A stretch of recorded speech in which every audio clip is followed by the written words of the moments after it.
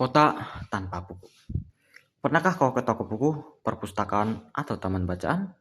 Tidakkah kau merasa istimewa ketika berada di dalamnya? Di sekelilingmu ada berbagai tokoh dari dunia nyata dan khayal. Tempat yang pernah kau kunjungi dan yang belum, informasi dan cerita dari masa lalu, masa kini, dan masa depan. Semua berpadu, semua berada dalam genggamanmu.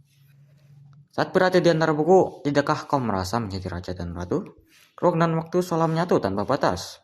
Kau bisa terbang melintasi sekat negara dan melewati berbagai zaman. Kau bisa menyelam ke dalam samudra, melayang di angkasa, bercanda dengan aneka satwa, dan berkelana di tengah padatnya kota, juga di rimba raya. Kau tahu, buku adalah jendela dunia, kunci pengetahuan, dan pintu wawasan. Muhammad Hatta, sang proklamator berkata, "Aku rela di penjara asalkan bersama buku. Karena dengan buku, aku bebas." Melalui buku, manusia terbebas dari ketidaktahuan. Tempat-tempat yang dipenuhi buku adalah harapan berkembangnya pengetahuan dan wawasan.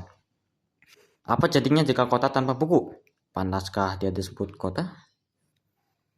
Di kota itu mungkin kabar datang dari sumber lain, dari koran, televisi, atau internet.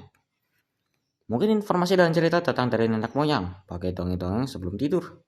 Irama warganya pun tidak beda. Bangun pagi, bertebaran di muka bumi untuk berbagai keperluan, untuk kembali pulang siang atau sore harinya. Setelah itu, mereka berangkat tidur dan memulai lagi hari berikutnya. Semua serupa. Di kota itu mungkin ada bangunan bernama perpustakaan. Di dalamnya buku-buku berderet dalam rak yang tak terjamah. Tiada tangan meraih dan membuka halaman demi halaman dengan sukacita.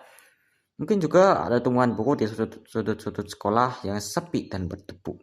Jarang dikunjungi, jarang dibaca. Buku-buku di sana teronggok tanpa nyawa. Bagaimana dengan kotamu? Mungkin kau tinggal di tengah kota yang megah, atau di gang sempit, di desa terpencil, di sisi pesisir, atau di kaki gunung. Adakah perpustakaan, taman bacaan, atau toko buku di dekat rumahmu? Jika ada, apakah tempat itu menjadi wadah berkumpulnya anak-anak dan warga, menjadi pusat berkembangnya wawasan dan pengetahuan, atau hanya menjadi pajangan? Maukah kau menjadi orang yang menghidupkannya? Kau bisa mengunjunginya dan mengajak teman-teman membaca dan berbagi cerita di sana.